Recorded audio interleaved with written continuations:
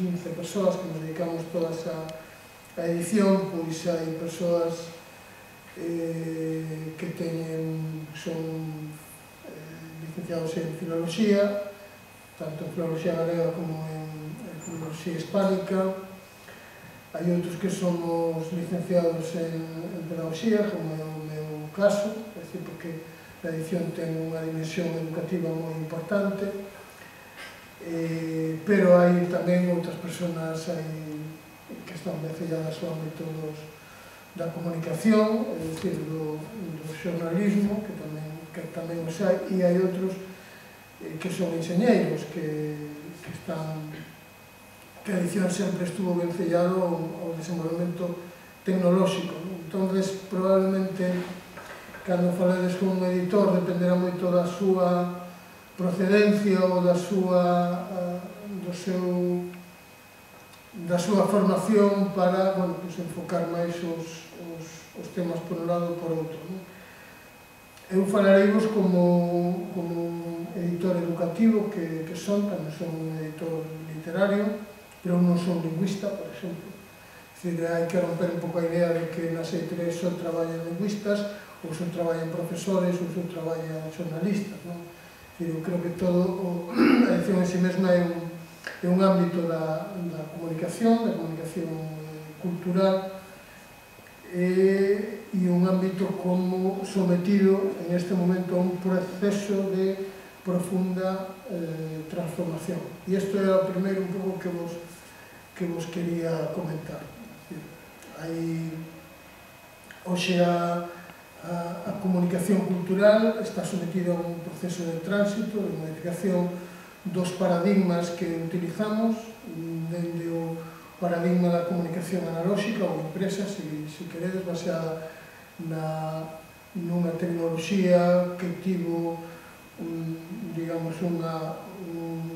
gran versatilidade ao longo de 5 séculos, que é a tecnoloxía, digamos, do libro impreso, baseada na imprenta dos tipos móviles de Gutenberg, un proceso que se inicia para abandonar ese paradigma, ese modelo, e, digamos, incorporarse ao modelo da comunicación digital ou hipertextual. E isto tamén era outra é unha auténtica revolución que estamos asistindo dende todos os ámbitos da cultura. Pois onte, hai uns minutos, cando se falaba, estaban ata Cascante, pois indudablemente a forma de comunicación musical modificouse nos últimos, xa non digo nos últimos 20 anos, nos últimos 5 anos dunha forma extraordinaria.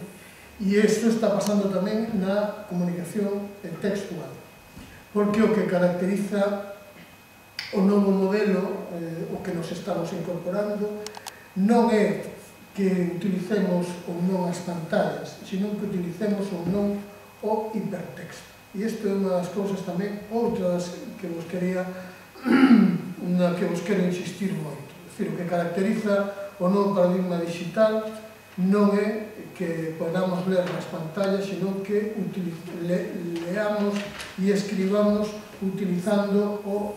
as utilidades do hipertexto. E as utilidades do hipertexto son fundamentalmente 4, que vos coñecedes, que é a intertextualidade e a hipertextualidade, a posibilidade de realizar enlaces